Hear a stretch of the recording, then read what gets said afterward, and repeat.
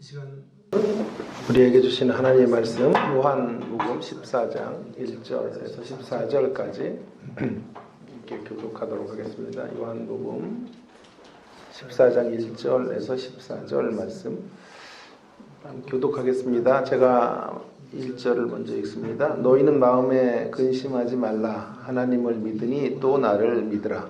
내 아버지께 고마우시나보다 그것이 아니면 너희에게 이르렀으리라. 내가 너희를 위하여 거처를 예비하러 가서 너희를 위하여 거처를 예비하면 내가 다시 와서 너희를 내게로 영접하여 나 있는 곳에 너희도 있게 하리라. 도마가 이르되 주여 주께서 어디로 가시는지 우리가 알지 못하거늘 그 길을 어찌 알겠사옵나이까.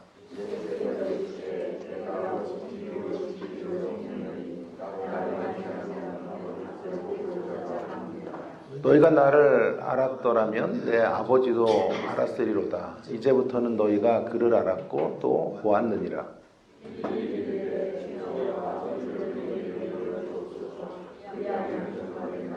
예수께서 이르시되 빌립아 내가 이렇게 오래 너희와 함께 있으되 내가 나를 알지 못하느냐? 나를 본 자는 아버지를 보았거늘 어찌하여 아버지를 보이라 하느냐?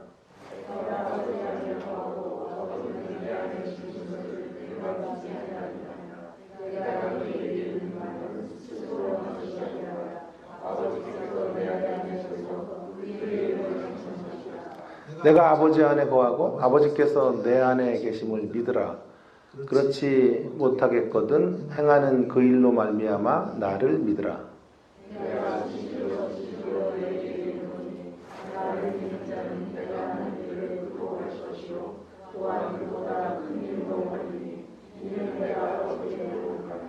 너희가 내 이름으로 무엇을 구하든지 내가 행하리니 이는 아버지로 하여금 아들로 말미암아 영광을 받으시게 하려 함이라. 내 이름으로 무엇이든지 내게 구하면 내가 행하리라. 아멘. 믿음의 반대말은 무엇일까요? 믿음의 반대말은 단순하게 말한다면 불신앙이 되겠습니다. 그러나 오늘 요한복음 14장 말씀에서 믿음의 반대말은 근심이에요. 근심. 근심하는 것은 믿음과 반대편에 있는 것이다. 그래서 1절에 너희는 마음에 근심하지 말라. 하나님을 믿으니 또 나를 믿으라. 대척점에서 있죠. 근심과 믿음이라는 두 주제는 서로 반대편으로 향하고 있는 것이다 라고 말할 수 있겠어요. 자, 그렇다면 이제 여기 이제 근심에 대한 이야기도 사실은 좀 깊게 가야 되는데 믿음 없는 근심이 문제가 되는 거죠. 믿음 없는 근심이 있다는 건데 믿음 없는 근심은 왜 생기는 걸까? 왜 제자들 편에서 이런 근심이 생겼을까? 하는 질문이 생기는데요. 한마디로 주님이 떠나시기 때문에 그런 거죠. 주님의 떠나심, 주님이 제자들과 함께 계시다가 이제 내가 떠나겠다라고 하시니까 근심이 제자들에게 찾아오게 된 거죠. 어찌 보면 이해가 됩니다. 믿고 따랐던 예수님을 위해 올인했고 자신들의 생애 전부를 그분에게 던졌는데 이제 그분이 떠난다고 하시니 그들은 덩그러니 이 땅에 홀로 남겨지는 것과 같은 상황에 놓여지기 때문에 큰일 났다. 근심하게 되는 것이죠. 가수 이정석이 부른 노래 가운데 사랑하기에라는 가사가 있어요. 사랑하기에 떠나신다니 그 말 나는 믿을 수 없어 뭐 이런 가사인데요. 사랑하기에 떠나신다니 그 말을 나는 믿을 수 없어. 예수님은 어쩌면 제자들을 사랑하기 때문에 떠나시는 거예요. 그런데 제자들은 근심하고 있는 거죠. 십자가의 길로 가시는, 떠나기 위해 십자가의 길을 이제 가깝게는 먼저 가셔야 되고, 그리고 하나님에게로 가셨다가 다시 오시게 될 텐데, 그 이유는 사랑하기 때문이다 라고 말할 수 있겠는데요. 그러니까 떠남이 제자들에게 유익이 된다는 것이죠. 왜 떠나는 게 유익일까? 그러면 어떤 그 예수님의 떠나심을 어떻게 상대해야 제자들이 유익이 될까? 이런 질문에 오늘 좀 답해 보면 좋을 것 같아요. 한마디로 1절에 그 답이 사실 나왔죠. 믿음을 강화시키는, 그러니까 믿음을 강력하게 붙들고 있는 자리에서 예수님의 떠남을 맞이하면 그것이 유익이 되고, 예수님이 옆에 계시는 것보다 예수님이 떠나는 게 더 놀라운 일이 되고 복된 일이 될 수 있다, 이런 말씀이 되겠는데요. 두 가지 정도를 붙잡는 믿음이 필요할 것 같아요. 첫째로는요, 떠남의 역설을 붙잡는 자리로 가야 돼요. 떠남의 역설이 있다라고 하는 것. 그래서 떠남의 역설을 붙잡으라. 첫 번째 메시지가 되겠는데요. 1절부터 7절까지 말씀이 바로 그런 떠남의 역설이죠. 예수님이 떠나시는 것은 근심을 만들지만 그 떠남을 통해서 믿음이 강화되려면 떠남의 역설을 꽉 붙잡아야 되겠는데요. 그 예수님의 떠나심은 역설의 상황이 되는 거예요. 떠남은 슬픈 거고 이별은 아픈 건데 그게 역설이에요. 예수님의 떠남은 십자가를 지고 이제 가실 거다, 그런 얘기인데, 여러분 요한복음 안에 십자가는 제가 여러 번 강조했지만 요한복음 안에 십자가는 영광의 길이에요. 놀랍지 않습니까? 십자가를 영광으로 표현하고 있는 거거든요. 그러니까 십자가는 저주고, 십자가는 실패고, 십자가는 좌절이 아니라 십자가는 곧 영광이다, 이렇게 설정하고 있는 거죠. 십자가를 통해서 하나님의 뜻이 밝혀지기 때문에 하나님께 영광, 그리고 십자가를 통해 부활이 이어져 가기 때문에 예수님께도 십자가는 영광이 되는, 쌍방적 영광의 길이 십자가다. 그런 이야기들을 우리 요한복음 12장 23절 같은 데도, 그래서 영광에 대한 이야기를 23절에 예수께서 대답하시되 인자가 영광을 얻을 때가 왔도다.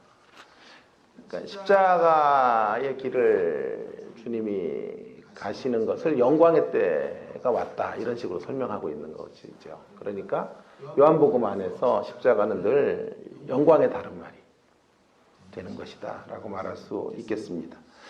자, 이 역설을 조금 더 살펴보면요, 영광의 길에 이르는 관문이 십자가, 이게 되는 건데, 그래서 아마 요한복음 지금 벌써 57강, 뭐 몇 강까지 갈는지는 모르겠는데요, 뭐 7, 80강 가야 되나요?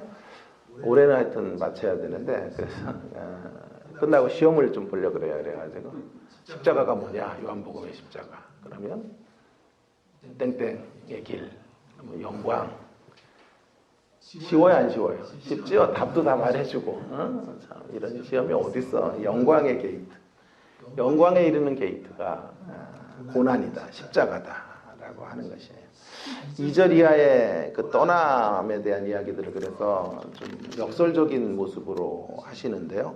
2절에 내 아버지 집에 거할 곳이 많도다. 그렇지 않으면 너희에게 일렀으리라. 내가 너희를 위하여 거처를 예비하러 가노니.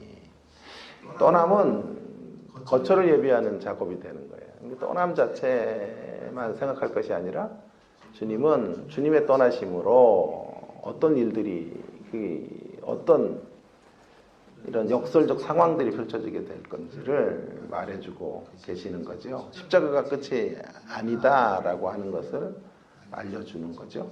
십자가를 지나 부활과 승천 하시니까 아버지 집으로 가는 거죠. 아버지 집에 가게 되고, 3절에 보면 가서 너희를 위하여 거처를 예비하면 내가 다시 올 것이다. 너희를 내게로 영접하여 나 있는 곳에 너희도 있게 하리라. 지난 시간에 제가 이건 공간적인 문제라기보다는 어떤 장소적인 게 아니라 관계적이라 말씀을 드렸는데, 여기 다시 올 것의 최종적 모습은 재림의 재림. 그러니까 이 예수님의 떠남이 얼마나 큰 역설을 만들어요. 떠남 자체가 외적으로는 근심할 수밖에 없게 만들어 놓았지만 실상을 잘 들여다보면 그 떠나심으로 부활과 승천의 길이 되고 그것이 또 재림으로 완성이 되는 이런 여정들을 거기에 이르는 길들로 우리를 이끌어 가시는 것이다 라고 하는 것을 성경이 지금 말하고 있는 거죠. 재림에 대한 이야기를 조금만 좀 여기서 잠깐 설명을 해볼게요. 이제 시중에 좀 시중이라는 말은 그렇고 이제 성도들 가운데 신앙이 좀 강한 사람들 중에 이제 심심치 않게 재림에 대한 신앙을 강조하는 분들이 많죠. 저 카톡 같은 데도 이렇게 보다 보면 그리스도의 재림을 준비해야 된다 이런 식의 이야기들을 하고 그리고 안에 이제 내용들을 보면 전부 재림 신앙으로 도배를 하고 있는 이런 분들을 아마 좀 종종 만나게 될 거예요. 물론 귀한 거죠. 우리의 기독교 신앙의 어떤 마침으로의 재림 이런 논의를 하는 거. 또 재림 신앙이 너무 없죠. 현대 기독교인들에게 재림 신앙이 없다라고 하는 말은 현재를 전부로 알고 산다 이런 생각도 들고 그래서 문제가 되는 것이니까 재림을 준비해라, 재림을 기다리라, 재림 신앙으로 살자 이렇게 말하는 거 귀한 건데요. 이제 그런 이제 대다수의 그런 식으로 이렇게 어떤 주장을 하는 사람들의 모습은 뭐 다 이렇게 도매금으로 넘길 수는 없겠지만 좀 광신적 신앙으로 가거나 좀 시한부 종말론 같은데 경도될 가능성이 높다라는 것이에요. 그래서 재림을 좀 우리가 교통 정리를 좀 해야 될 필요가 있겠는데요.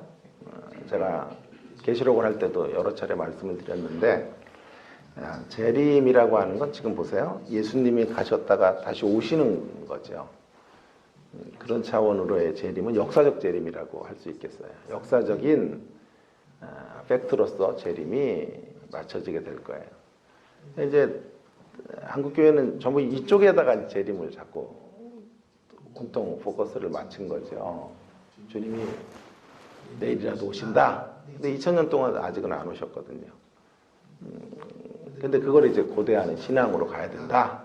왜냐하면 지금 말세시 말이기 때문에 이런 논리인데요.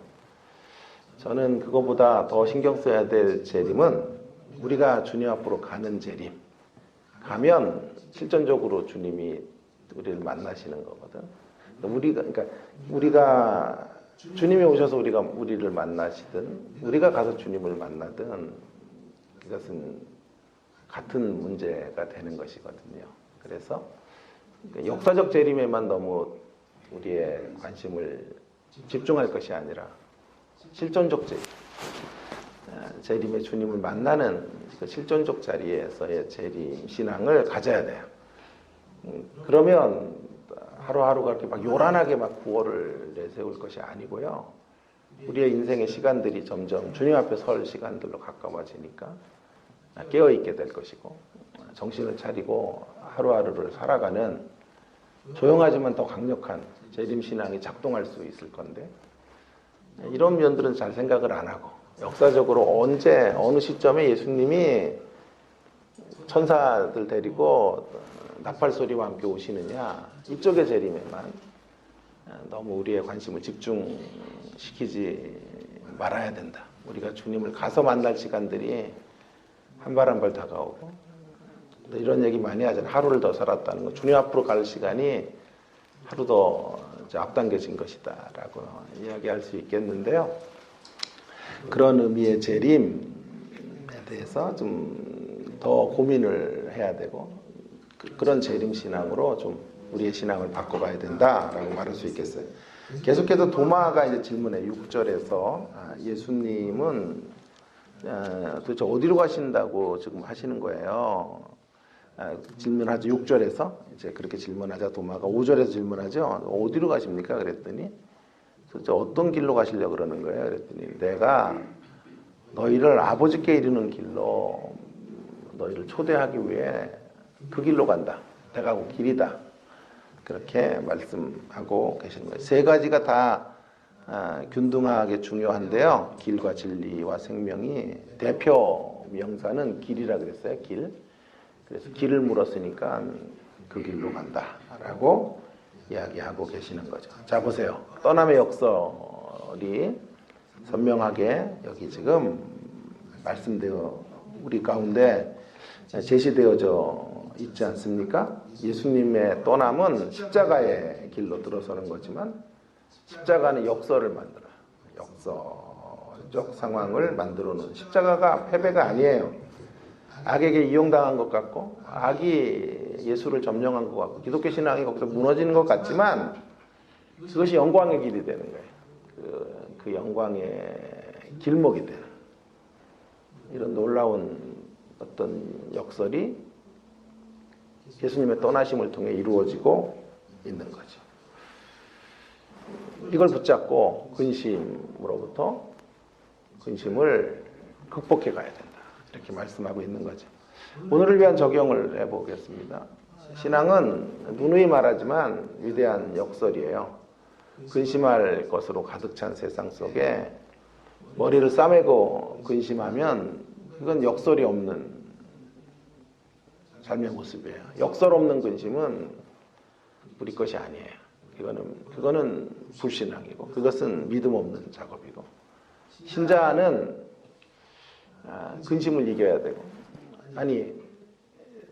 또 다른 성경 말씀과 연결해 본다면 역설 있는 근심을 한다면 우리의 근심은 좀 차원이 다른 근심으로 가야 돼요. 역설이 있는 근심의 자리로 나가야 된다. 근심할 수밖에 없지만 근심거리로 좌절하지 않아야 된다.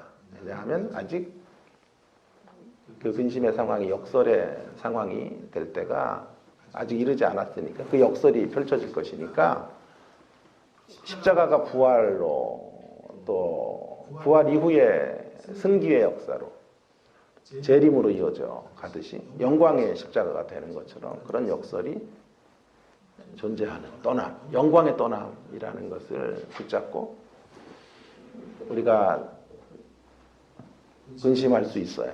그래서 고린도후서 7장 10절이 나오는 거예요. 고린도후서 7장 10절에 이런 말씀이 있죠. 하나님의 뜻대로 하는 근심은 후회할 것이 없는 구원에 이르게 하는 회개를 이루는 것이요. 세상 근심은 사망을 이루는 것이라. 근심을 한다면 근심하지 않는 것이 좋으나 어쩔 수 없이 근심하게 된다면 근심의 방향을 좀 바꿔야 돼요. 후회할 것이 없는 근심으로 가야 된다. 세상 근심은 사망에 이르게 뼈를 썩게 하는 근심이잖아요. 그런 근심은 우리가 붙들고 가야 될 근심이 아니에요. 환경이 모두 절망적인 것 같아서 근심하고 좌절하는 것. 그런 건 세상적 근심이에요. 그러나 우리는 역설을 앞에 두고 근심하는 거예요. 역설적 상황으로 이 상황이 펼쳐져 갈 것들을 알면서 근심하고 있기 때문에 후회할 것이 없는 근심이에요. 후회할 것이 없는 근심으로 가야 돼요. 자, 그러면 조금 후회할 것이 없는 근심이 이런 거예요. 자녀의 미래를 위해 근심해요. 그 근심, 자녀의 걸어가는 걸음에 역설이 펼쳐질 것을 기대하면서 우리는 근심하게 되겠죠. 그러니까 세상과는 좀 차원이 다른 근심이 될 거예요. 그러면 그 근심 가운데 뭘 만들게 되냐 하면 회개가 만들어질 거예요. 내가 우리 자녀를 조금 더 올바로 키우지 못했던 것, 조금 더 신앙적으로 진하게 키우지 못했던 것들을 회개를 만들어갈 수 있어요. 그래서 하나님 뜻대로 하는 근심은 우리를 회개케 하고 또 그 근심으로 자녀가 유익되게 되는 길목이 되는 거죠. 교회를 위해서 근심하다가 우리는 교회를 사랑하지 못하는 것들에 대해서 되돌아보게 되죠. 그리고 그 근심이 교회를 세우는 작업으로 나아가게 되는 거죠. 이런 근심은 후회할 것이 없는 나와 교회를 살리는 거룩한 근심이 될 수 있는 거죠. 하나님의 위대한 역설에 눈뜨시고 후회할 것이 없는 근심으로 나아가게 되는 우리가 되기를 간절히 바랍니다. 하나님의 역설이 펼쳐질 것을 기대하시고, 그러기 위해서 근심할 사건에 집중할 것이 아니라 하나님이 개입하셔서 펼쳐가게 될 역설의 현실들을 기대하는 가운데 근심할 수 있다면 마치 십자가가 영광의 게이트가 됐던 것처럼 우리의 근심은 우리에게 회개를 만들고, 우리가 근심하는 대상자들에게는 하나님의 강력한 임재의 빛들이 드러나게 되는 이런 놀라운 역사들이 펼쳐지게 될 것이라고 믿습니다. 저는 원망, 성경에도 원망하다 이스라엘이 망하고 했죠. 원망도 좀, 근심도 그렇고 원망도 차원이 조금 두 가지 차원이 있다고 생각해요. 우리를 패망으로 이끌어가는 원망이 있고, 그 원망으로 인하여 또 우리가 하나님 앞에 온전히 서게 되는 길목으로의 원망도 있다고 생각합니다.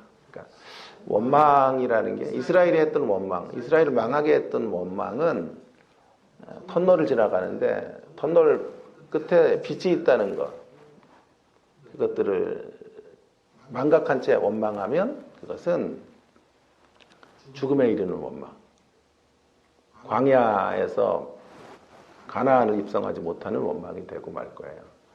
그러나 원망의 순기능도 있어요. 터널 밖에 진정한 찬란한 빛이 있다는 걸 알면서도 우리는 그 터널을 지나가는 시간이 힘들어요. 그래서 근심할 수 있고 원망을 드릴 수 있는 거거든요. 그런 원망은 조금 차원이 다른 원망이에요. 그 원망의 자리에서, 물론 원망을 안 하는 게 최고 좋은 거지만 그 원망의 자리마저 완전히 그것이 없는 자리로 갈 수는 없어요. 그래서 시편 기자들, 성경의 모든 기자들은 다 소리쳐요. 하나님 앞에 절규해요. 근데 그 절규가 왜 그러시냐고, 하나님 나에게 도대체 왜 이러세요? 이렇게 소리친다가 주님을 만나요. 그래서 원망의 모습도 그런 역기능도 있고 또 잘못된 방향도 있고 순기능도 있다. 근심도 마찬가지예요. 근심도 역설이 있는 근심, 또 근심을 하지 않는 것이 귀한 거지만 믿음 안에서 다른 차원의 후회가 없는 근심, 회개를 만들고 하나님의 강력한 역사를 끌어올 수 있는 근심으로 근심을 바꾸는 우리가 되어야 한다. 그런 말씀을 첫 번째 메시지로 드리고 싶고요. 두 번째, 우리의 떠남, 예수님의 떠남이요, 제자들에게 유익이 되는 경우 왜 이게 사랑하기 때문에 떠나신다라고 말씀하시는가 하는 건데, 같은 맥락이지만 조금 더 진일보에 보면 떠남의 역전의 상황을 붙잡는 거예요. 떠남의 역전, 떠남으로 인해 역전될 상황들을 붙잡게 되는 거죠. 그러니까 역설이 펼쳐지는 자리는 역전의 자리거든요. 역설이 펼쳐져서 이제 우리의 운명들이 근심할 수밖에 없는 상황들이 역전되어지는 자리로 가게 되는 건데요. 8절부터 14절까지를 보시면 8절에서는 빌립이 등장을 하고 아버지께로 간다고 하니까 아버지를 보여주시면 정말 그러면 족하겠습니다. 그랬더니 예수님께서 야, 나를 봤으면 아버지를 보았는데 뭘 아버지를 자꾸 보여달라 그러냐고 말씀하시고 10절과 11절에 예수님은 자신이 아버지 안에, 아버지가 자신 안에 있기 때문에 자신을 믿으라 이렇게 말씀하고 계시죠. 그러면서 이제 아버지와 자신이 동등한 분이라고 하는 것, 그리고 그 아들을 믿으면 어떤 일이 벌어지는가 하는 이야기 속에 이제 놀라운 역전의 이야기들이 들어오게 되는데, 12절에 보시면 12절이 매우 중요한 말씀이에요. 12절을 한번 같이 읽어볼게요. 12절 시작. 내가 진실로 진실로 너희에게 이르노니 나를 믿는 자는 내가 하는 일을 그도 할 것이요 또한 그보다 큰 일도 하리니 이는 내가 아버지께로 감이라. 아버지께로 가는 게 유익이란 말이에요. 사랑하기 때문에 가시는 거예요. 제자들에게 이게 더 복된 일이 될 것이다 라고 말씀하시는 문맥이잖아요. 근데 그 이유가 뭐냐 하면 역전이 펼쳐지게 될 것이고 그 역전의 이야기를 이렇게 말씀하시는 거잖아요. 나보다 더 큰 일을 할 수 있어. 내가 있는 것보다 내가 떠나는 게 너희들이 더 큰 일을 할 수 있는 길이 될 것이다. 이런 말씀을 하시는 건데요. 나를 믿는 자는 내가 하는 일을 할 것이고 그보다 더 큰 일도 할 거예요. 어려운 구절이죠. 이 구절이 오해가 되면 또 안 되죠. 이게 역전의 상황이 펼쳐지게 될 거라는 거죠. 예수님 하셨던 일들보다 더 위대한 일들을 제자들이 하게 될 것이다. 그러니까 제자들이 지금 잠시 이별을 하는 게 근심할 일이 아니에요. 이런 역전의 상황을 하나님께서 이루실 것을 굳게 붙잡는 시간으로 나간다면 이게 엄청난 득이 될 거다. 이런 말씀을 하시는 건데, 자, 그러면 주님보다 큰 일을 한다라는 게 무슨 뜻일까 하는 것을 좀 생각해 봐야 될 것 같아요. 이건 주님의 사역의 질을 말하는 건 아니에요. 주님의 사역의 질은 누구도 능가할 수 없어요. 그죠? 그분의 십자가와 부활, 그 사역은 주님만 하실 수 있는 일이에요. 누구도 그 사역을 범접할 수 없어요. 누구도 넘볼 수 없는 사역이죠. 예수님께서 하신 위대한 사역이라. 그런데 제자들에게는 내가 떠나면 너희 더 큰 일을 할 수 있을 거야. 이렇게 말씀하시는 것은요. 사역의 범위를 말하는 거예요. 사역의 질이 아니라 사역의 범위가 확장될 거다. 자, 예수님이 제자들에게 계속 계시면 물론 예수님은 하나님이시지만 그 예수님은 인간의 한계를 가지고 이 땅에 오셨죠. 시공간을 초월하지 않으셨죠. 팔레스틴 지역에서 사역하셨고 그 지역 밖으로 자유롭게 나가실 수는 없었죠. 자, 그래서 인간으로 이 땅에 계셨기에 인간의 제약점 안에서 예수님도 배고프셨다고요. 예수님도 슬프셨다고요. 자, 그런 한계점 안에 예수님은 계셨죠. 자신을 스스로 묶어두셨죠. 이제 예수님이 떠나시면 성령이 오셔요.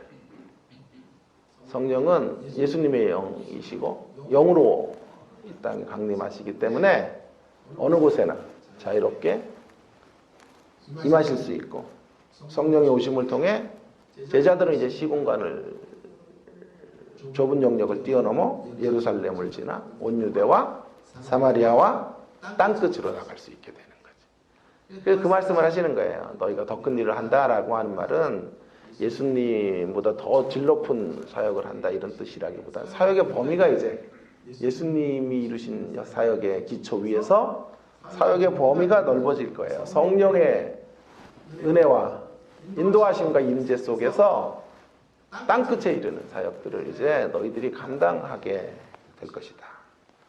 그래서 성령 안에서 더 큰 일을 하는 이러한 시대가 도래할 것이니까 예수님의 떠남은 이런 역전의 역사들, 십자가로 완전히 패한 것 같지만 이런 역전의 드라마가 써지게 되는 길목이 되는 것이다. 물론 그 역전의 상황이 그냥 이루어지는 게 아니에요. 그래서 12절과 13절이 12절 이후에 13절과 14절이 달라붙는 거예요. 그냥 이루어지는 게 아니고 그래서 갑자기 생뚱맞게 내 이름으로 무엇이든지 구하라. 그럼 내가 행하리니 이런 말씀이 들어오는 이유는 그렇게 주님이 하셨던 일을 기반으로 성령과 함께 더 큰 일을 하는 길목에는 기도가 있어야 된다. 스스로 아무나 그냥 이 영역으로 들어올 수 있는 것이 아니고 기도하는 작업들, 그 사역의 원동력이 기도가 될 것이다. 예수의 이름으로 구하는, 그리고 그 간절한 기도의 자리에서 위대한 역사들이 가능케 될 것이다 라고 14절까지 이렇게 말씀하고 계시는 거죠. 여러분, 이 작은 시련의 구름만 우리 가운데 이렇게 포착이 돼도 기도의 모드로 들어가는 게 중요해요. 기도의 모드로 상황을 계속해서 전환시켜 갈 수 있는 사람, 그런 사람들을 통해 하나님은 일하시고 오늘 본문의 말씀처럼 예수님이 하셨던 일을 기반으로 더 위대한 일들을 그런 사람들에게 맡기시게 되는 거죠. 늘 기도의 방식들을 존중해 가셔야 돼요. 그래서 우리 신앙의 선배들이 물려주었던, 저는 최고의 한국교회 유산은 바로 이거라고 생각해요. 우리 부모들은 어려운 일만 터지면 새벽에 무릎 꿇는 법들을 우리에게 보여줬어요. 조그만 어떤 먹구름만 지나가도 금식으로 선포하고 하나님 앞에 엎드리는 자세들로 살았다고 생각해요. 그것이 참으로 귀한 자세예요. 그렇게 늘 기도의 모드로 언제든지 수시로 돌아갈 마음들을 가지고 신앙생활을 해가는 사람들, 그런 사람들을 하나님께서 사용하시고 그런 사람들을 통해 위대한 역사들을 펼치시는 거죠. 저 조용기 목사님을 개인적으로 되게 존경해요. 제가 순복음교회 출신이었기 때문도 그렇지만 물론 단점도 많으세요. 두 가지는 기도 응답 못 받았대잖아요. 다 기도 응답 받았는데 하나는 딸을 갖는 거 기도 응답 안 됐고, 또 하나는 이 머리 좀 숱 좀 있게 해달라는데 그게 안 됐다 그랬어요. 두 가지 기도 응답 못 받으셨다. 그래서 어쩔 수 없는 모양의 성령이 그렇게 역사하셔도 주님이 사랑하셔서 이렇게 머리가 빛나게 되고 뭐 이런 거는 응답을 좀 조금만 덜 사랑해달라 그래도 그건 안 되더라. 이제 그 얘기를 하셔서 확장대소를 했는데, 제가 이제 조영기 목사님을 정말 높이 사는 거는 뭐냐면 한 생의 목회 동안 교회를 기도의 열기로 끌고 갈 수 있었다는 게 위대한 거예요. 그럼 그게 정말 대단한 거예요. 기도의 열기 가운데 교회를 충만한 기도의 자리로 이렇게 이끌어갈 수 있는 거, 그게 대단한 거예요, 사실. 그게 좋은 목사예요. 제가 평가하는. 저는 개인적으로 설교는 밤을 샐 수 있을 것 같아요. 설교 준비하고, 책 읽고, 묵상하고. 그런 거는 저에겐 별로 어렵지는 않은 것 같아요. 재밌으니까 할 수 있는데, 기도로 밤새라 그러면 죽음이에요. 옛날에는 어릴 때는 기도를 그렇게 많이 했는데 기도가 힘들어요. 종일 말씀을 준비하라 그러면 하겠는데 종일 기도해라 그러면 그걸 못 하겠더라. 그만큼 기도가 100배 1000배 어려운 작업이에요. 말씀을 준비하는 게 쉬운 거지 기도의 열기로 충만해지는 게 사실 어려운 거예요. 신학을 하면 할수록 기도는 안 돼. 그래서 이게 위대한 작업. 오늘 본문은 그래서 기도를 강조하는 거예요. 하나님이 하셨던, 우리 주님이 하셨던 위대한 일 플러스 그 위에다가 더 큰 일을 얹으려면 기도의 자리를 늘 확보하고 기도로 무장하고 언제나 현실 앞에서 기도의 모드로 나아가는 작업들 계속 해가야 돼요. 그래서 예수님의 제자들에게 기도하라고 하시고 성령이 임하기까지 사도행전에 가면 그들이 기도의 모드로 들어가. 기도를 통해서 능력을 받고 위대한 일들을 이루는 자리로 가게 되는 것이죠. 그때 바로 역전의 드라마가 펼쳐지고 땅끝에 복음이 전달되는 이런 놀라운 일들이 이루어지게 된 것이죠. 오늘 말씀을 적용해 보겠습니다. 여러분, 우리가 살면서 근심할 일들이 많아요. 그러나 근심의 공격 앞에 무차별 공격을 당해서는 안 돼요. 우리의 심령이 초토화돼서는 안 돼요. 때때로 근심 때문에 수세에 몰리기도 하고 너무 근심이 되는 상황에서 우리 자신들이 무너져 내릴 때도 있겠지만 그때 다시 정신을 차리고 반격을 시도해야 돼요. 반격을 시도할 수 있는 자원이 뭐냐 하면 여전히 주님의 역전의 상황이 이제 개입될 시간이 이제 준비되고 있다는 것을 믿어야 돼요. 그래서 점령당한 영역을 다시 되찾아 보셔야 되죠. 역전의 드라마가 이제 펼쳐질 것이다 하는 것. 그것을 믿는 믿음, 그것이 우리로 하여금 근심을 뛰어넘을 수 있도록 만들어 줄 거예요. 더 큰 일의 역사까지 주님이 하셨던 더 위대한 일을 우리가 할 수 있다라는 말씀을 하셨으니까 그런 상황들이 이제 계속해서 찾아오게 될 거예요. 그래서 바닥을 쳤다면 이제 상승할 일밖에 없어요. 바닥을 쳤으면 다시 날아오를 일밖에 없어요. 자, 그런 생각을 가지시고 우리의 근심할 일들을 대한다면 근심을 넘어설 수 있는 자리로 가게 되겠죠. 그래서 중요한 건 그럼 어디까지, 어느 영역까지 쓰여질 수 있을까?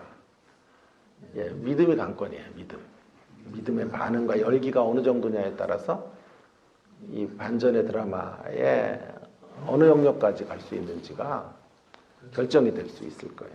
다시 그래서 1절로 돌아가면 14절까지 왔다가 다시 1절로 돌아가면 그래서 근심하지 말고 믿으니 믿으라. 믿고 믿어야 된다. 하나님을 믿고 예수 그리스도를 믿는 이 믿음만이 우리의 승리의 질을 결정하는 거고 승리의 분량들을 결정하는 길이 될 것이다. 이렇게 말씀하고 있어요. 우리를 위대한 용사, 역전의 용사로 부르셨다. 걱정과 근심에 점령당하지 말고 이 현실들을, 역전의 상황들을 내다보면서 극복해내라. 이렇게 말씀하시는 거죠. 그래서 저는 믿음을 이야기할 때마다 늘 강조하는 구절이 있어요. 제 이야기는 아니고요. 어느 유명한 말씀 설교자의 말인데, 자, 이런 말이죠.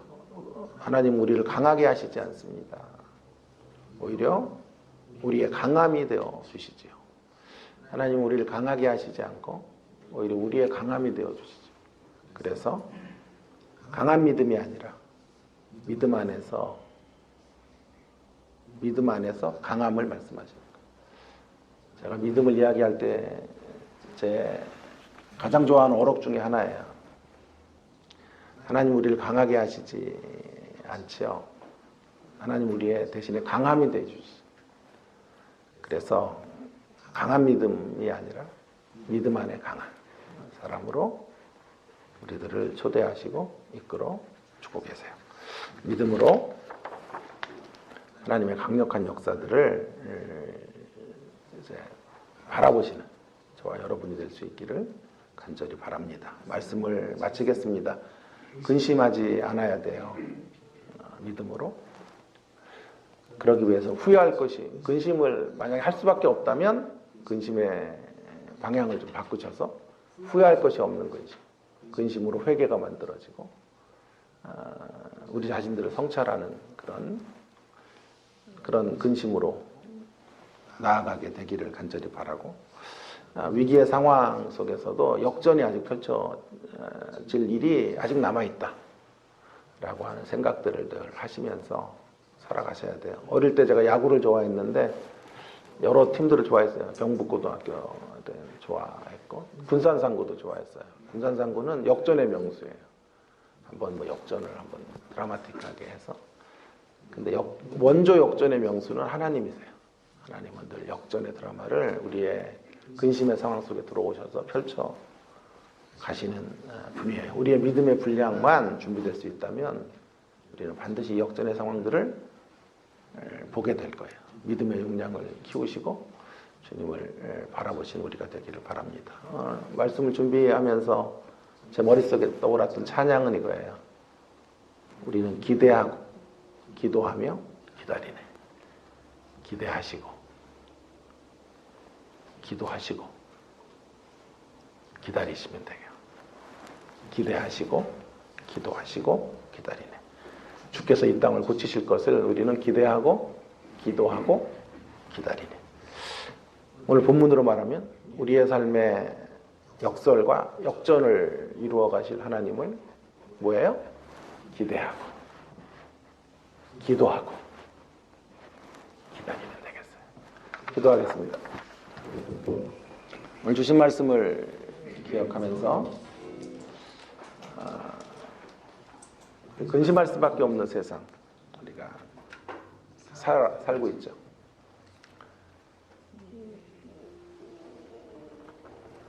근심은 뼈를 마르게 해요. 소망 없는 근심. 답이 없는 것 같아서 좌절하는 그런 근심은 사망에 이르는 근심이에요. 그건 이스라엘을 광야에서 가나안 땅에 입성하지 못하게 만들었던 근심이에요. 우리는 그런 근심의 사람들이 아니고요. 근심을 이길 수 있는 사람들이고, 아니 근심하게 된다면 후회할 것이 없는 근심. 그 근심의 자리로 나아가야 돼요. 후회할 것이 없는 근심을 하려면 우리 주님이 역설과 역전을 펼쳐가실 것을 바라보면서 그 안에서 염려하는 거죠. 그래서 그 염려는 회개를 만들고, 그 염려로 인하여 우리가 기도하는 그 문제들, 또 그 대상자들에게 위대한 반전의 드라마가 펼쳐지게 될 그런 차원의 근심. 우리 그런 근심만 하며 이 신앙의 여정들을 걸어가기를 위해서 함께 기도하면 좋겠습니다. 너희 입을 넓게 열라고 하셨고 내가 채우리라고 하셨어요. 우리에게 기대감이 좀 없는 게 아닐까요? 현실만 바라보며 하나님을 기대하지 못하는 것이 아닌가요? 기대하시고 또 기도하시고 기다리십시다. 하나님이 정말 위대한 일들을 우리 가운데 준비하시고 내가 했던 일보다 너희들이 더 큰 일을 할 수 있다 라고 말씀하시며 우리를 초대하셨는데,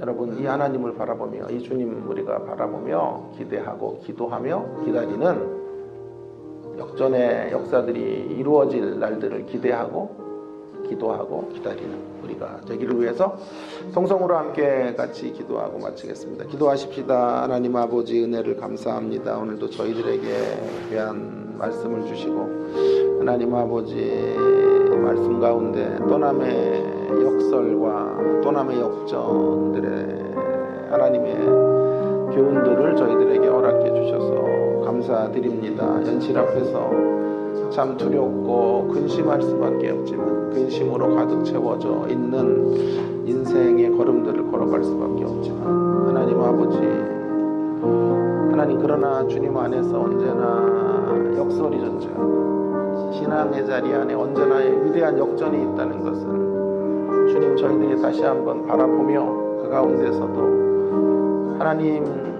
후회할 것이 없는 근심의 자리로 나아갈 수 있는 저희들이 되도록 하나님 은혜를 베풀어 주시기를 원합니다. 우리는 기대하고 또 기도하며 기다리는 사람들 될 수 있게 해주시기를 원합니다. 주님의 위대한 역사, 주님의 놀라운 반전, 주님의 큰 일들이 하나님 아버지 우리를 통해 펼쳐질 때까지 기대하게 하시고 기도하게 하시고 기다리며 나아갈 수 있는 저희들의 모습들이 되도록 주여 은혜를 베풀어 주옵시기를 간절히 원합니다. 함께하여 주시옵소서. 기도의 열기로 충만해지는 우리가 되기 원합니다. 늘 환경 속에서 기도의 모드로 나아가고 기도의 모드로 전환하며 주의 이름을 부르며 주의 가짓가랭이를 붙잡고 주님의 도우심을 간청하는 하나님 아버지 그런 우리들의 모습들이 될 수 있도록 은혜를 베풀어 주시옵소서. 하나님 아버지, 오늘도 저희들에게 귀한 생명의 말씀을 주셔서 감사합니다.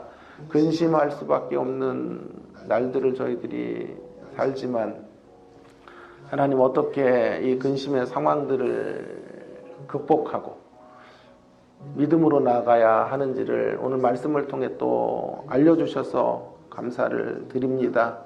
하나님 아버지, 근심할 것밖에 없는 일들만 바라보지 말게 하시고 하나님 그 상황 속에서 우리의 시선이 주님께 고정되어지기를 간절히 원합니다. 주님이 펼쳐가실 역설을 하나님 바라보게 해주시고 주님이 이끌어가실 궁극적 역전의 드라마가 아직 남아있다는 사실들을 기억하고 그걸 붙잡고 일어설 수 있는 저희들 되도록 은혜를 베풀어 주시기를 원합니다. 하나님 역사를 기대합니다. 그리고 기도합니다. 그리고 기다립니다. 이것이 우리의 신앙의 고백이 되게 해주셔서 우리의 삶 속에서 역전의 드라마가 멋지게 펼쳐질 때까지 하나님을 부르며 주님을 찾고 주님을 기대하고 주님을 기다리는 신앙의 사람들이 되도록 은혜를 허락하여 주시옵소서. 이 시간도 개인적으로 기도할 때 우리의 기도 속에 은밀한 가운데 응답해 주시고 기도하는 제목들 하나님 모두 다 이루어 주셔서 올 한해 우리 하나님의 살아계심을 간증하며 남은 시간들을 보낼 수 있는 저희들 되도록 함께하여 주시옵소서. 감사합니다. 예수님 귀하신 이름으로 기도 올리옵나이다. 아멘.